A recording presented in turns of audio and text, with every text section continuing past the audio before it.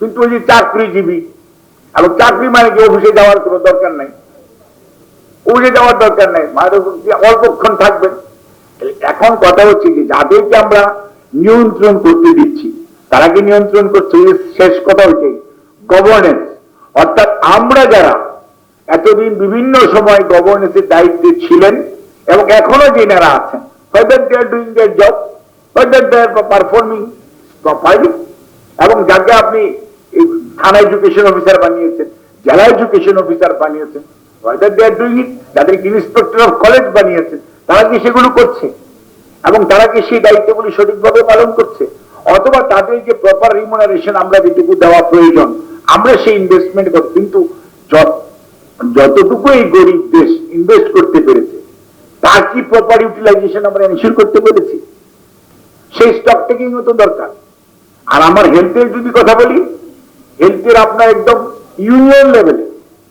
Union লেভেলে আপনার যে পরিমাণ ম্যান পাওয়ার এখনো আছে, আলহামদুলিল্লাহ এখনো আছে।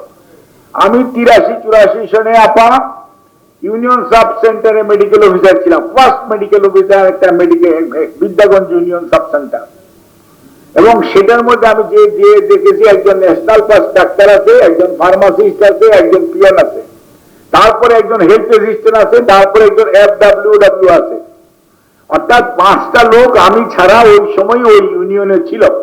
আমি 84 সনের ঘটনা বলতেছি।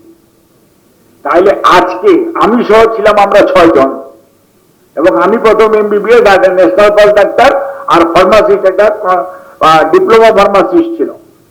এখন একটা ইউনিয়নে তখন লোক সংখ্যা ছিল এই ধরেন 8,000 থেকে 16,000 20,000 হাইস্ট। সেইখানে 6 জন, ওই সময়ের একটা দেশের আর্থসামাজিক অবস্থা যদি আমরা বিবেচনা করি খুব কম না, কিন্তু আমরা কি সেটার প্রপার তাকে যে পরিচালনা করা, তার যে দায়বদ্ধতা, তার স্লাইড কালেকশন, আমাদের সিস্টেম তো ভেরি গুড।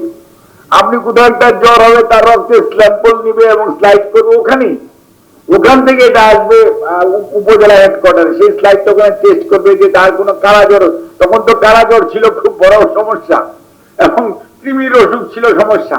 আর এখন তো হয়েছে আমাদের চিকুনগুনিয়া, ডেঙ্গু, মাঝখানে কোভিড গেল। খালি টাইম টু টাইম ডিজিজ প্রিভেলেন্সে চেঞ্জ হচ্ছে, সেটা তো ভিন্ন কথা। অর্থাৎ ম্যান পাওয়ারের দিক দিয়ে কিন্তু খুব আন্ডার মানে আছে, ম্যান পাওয়ার আছে, এটা বলা যাবে না। ইয়েস, স্কিল ম্যান পাওয়ারের জন্য এখন এই পপুলেশন আপনার ইউনিয়নে বেড়েছে, তখন তো 32,000 হয়েছে, কোথাও হয়েছে 50,000 হয়েছে, but mostly it is in and around 30 to 40,000 per union.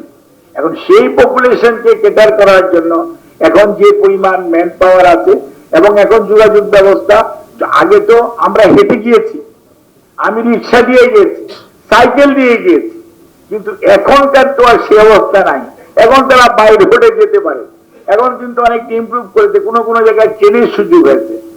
কাজেই এখন যদি আমরা ইউনিয়নের যে আমাদের প্রাইমারি হেলথ কেয়ার যে মেইন চায়া, সেইটাকে যদি আমরা সত্যিকার অর্থে ইকুইপ করতে পারি এবং নলেজ বেসড খালি না স্কিল বেসড করতে পারি, এবং তারা যদি প্রপার হেলথ এডুকেশন মানুষকে দিতে পারে, তাহলে কিন্তু কমিউনিকেবল ডিজিজ বার্ডেন অথবা নন কমিউনিকেবল ডিজিজ বার্ডেন কিন্তু অনেকটা কমে যাবে।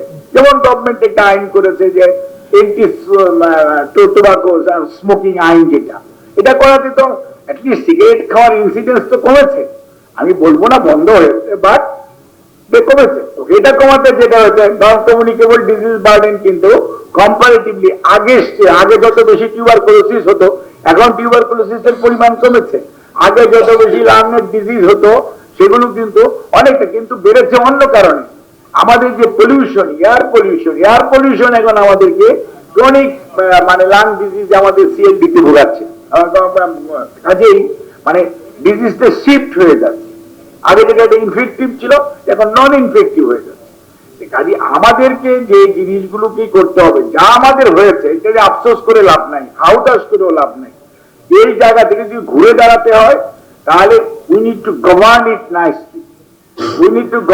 nicely with authority, with accountability, এবং যার যতটুকু কাজ সেটুকু যেমন করতে হবে, যতটুকু তার কাছে অ্যাকাউন্টেবল করা সেটাও আদায় করতে হবে। এবং সেই জন্যই বাংলাদেশ জাতীয়তাবাদী দল আমাদের যে একটি ম্যানিফেস্টো আছে 31 পয়েন্ট, এটা খালি জাতীয়তাবাদী দলের নয়, এটা এখন ডেমোক্রেটিক মুভমেন্টে যারা ছিলেন তাদের সবারই একটি মানে আমাদের আগামী দিনের বাংলাদেশ পুনর্গঠন বা আগামী বাংলাদেশ গঠন করার জন্য, সেটার মধ্যে 26 পয়েন্ট বা 26 নম্বর পয়েন্ট হচ্ছে হেলথ, তার আগে আপনার 24, 25 এগুলো হচ্ছে সব এডুকেশন। এবং সেই সমস্ত পয়েন্টের মধ্যে আমরা ক্লিয়ার প্রাইমারি হেলথ কেয়ার এটা মানুষের অধিকার, এটাকে আমরা যার অধিকার হিসাবে মানুষকে এন্ডোর্স করতে চাই। প্রাইমারি এডুকেশন যেমন মানুষের অধিকার up to 12 class, primary health কেয়ারও মানুষের এটা অধিকার। We want to ensure emergency health care, এটা জনগণের অধিকার, সে যে হোক, গরিব হোক, ধনী হোক, যে মানুষই হোক, ইমার্জেন্সি হেলথ কেয়ার পাওয়ার অধিকার সবাই আছে, irrespective of political, religious and financial affiliation, এটা যাতে সে পায়। তার পরবর্তীতে আসবে বিশেষায়িত স্বাস্থ্য সেবা। এবং বিশেষায়িত স্বাস্থ্য সেবার আমাদের যে টায়ার গুলো আছে, এগুলো যদি আমরা গভর্ন করতে পারি, ইকুইপ করতে পারি, ম্যান করতে পারি, রান করতে পারি, অ্যাকাউন্টেবল করতে পারি, তাহলে আমাদের প্রপোর্শনেটলি বাড়াতে হবে according to inflation of the population, আমাদের প্রপোর্শনেটলি করতে হবে, বাড়াতে হবে। আদারওয়াইজ আমাদের খুব হোপ স্টেপ জাম দিয়ে ইনভেস্ট করতে হবে, এটা আমি বিশ্বাস করি। আমি বিশ্বাস করি যা আছে এইটার প্রপার ইউটিলাইজেশন। এবং একটা জিনিস মনে রাখতে হবে, এই দেশে গভর্নমেন্ট সেক্টরের পাশাপাশি both in education and health, private sector কিন্তু বিগত 30-40 বছরে they did a tremendous improvement. এবং সেইটাকে কিভাবে একটি স্ট্যান্ডার্ডাইজ করা যায়, এবং আজকে যে কথাটা আসছে পৃথিবীর সাথে আইএসও যেমন একটা স্ট্যান্ডার্ড, এক্রিডিটেশন একটা স্ট্যান্ডার্ড, এই accreditation for education as well as for health, এটির জন্য ইন্টারন্যাশনাল এক্রিডিটেশন কাউন্সিল আছে, জেসিআই আছে, সেগুলোর সাথে সাথে বাংলাদেশেও কমিটি আছে, কিন্তু ইট ইজ নট ওয়ার্কিং। বাংলাদেশে একটা ছোট নিউক্লিয়াস আছে, they don't have any arms, কাজে এই টুলসও নাই। কাজে এই এক্রিডিটেশন পলিসিটা যদি বাংলাদেশে হেলথ এবং এডুকেশনের জন্য করা যায়, তাহলে আমাদের এত ইউনিভার্সিটির মধ্যে অ্যাটলিস্ট 2-4-5টা ইউনিভার্সিটিও র্যাঙ্কিং এ যাতে ভালো করতে পারে। আমাদের হেলথের যে সমস্ত প্রতিষ্ঠানগুলো আছে, ঠিক আছে, 500 হাসপাতালে এক্রিডিটেশন হয়ে হয়তো কোয়ালিফাই নাও করতে পারে, 10টা তো করা উচিত, সো দ্যাট আমরা we can fight, so let's try.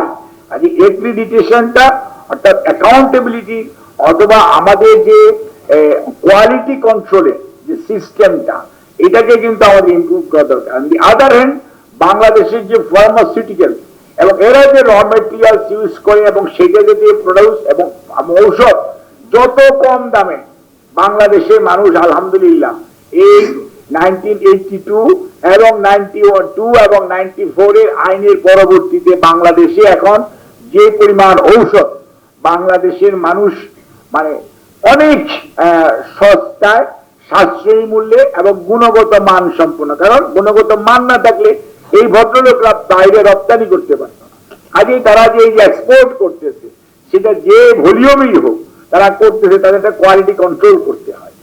এইটাকে প্যাট্রোনাইজ করা এবং হিউম্যান রিসোর্স ডেভেলপমেন্টে সব সময় আমাদের গুরুত্ব দিতে হবে যে আমাদের যে ইন্টারনাল রিসোর্স আছে এইটাকে প্রপার ইউটিলাইজেশন, এবং এই মানুষগুলোকে যদি আমরা সম্মানিত করতে পারি, সে বিশ্ববিদ্যালয়ের শিক্ষকই হোক আর ডাক্তারই হোক, তাদেরকে যদি আমরা সম্মানিত সমাজের চোখে রাষ্ট্রীয়ভাবে না করতে পারি, তাহলে এদের মধ্যে কাজ করার যে আগ্রহ এবং কন্ট্রিবিউট করার যে আগ্রহ, সেটা কিন্তু কমে যাবে।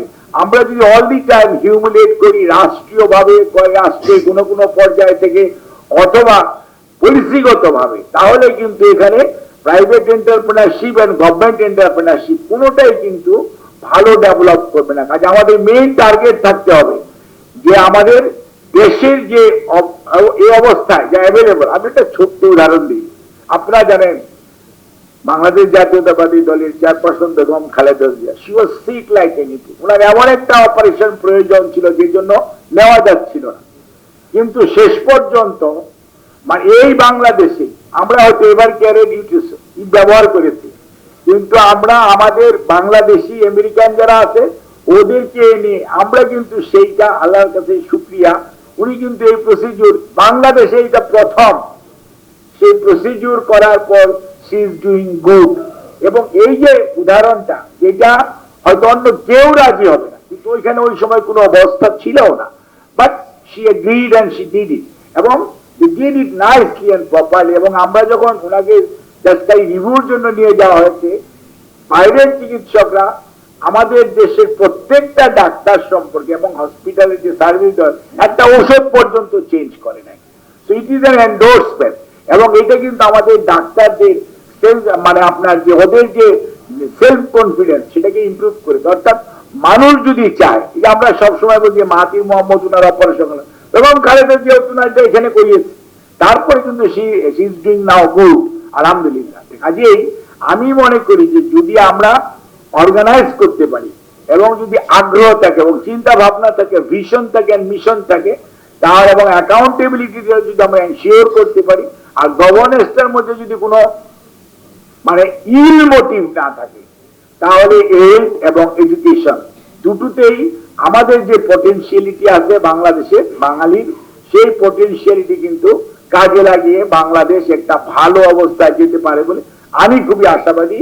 এবং এটা অবশ্যই ইনশাআল্লাহ আগামীতে গণতান্ত্রিক সরকার definitely take care of it. ধন্যবাদ। অনেক অনেক ধন্যবাদ।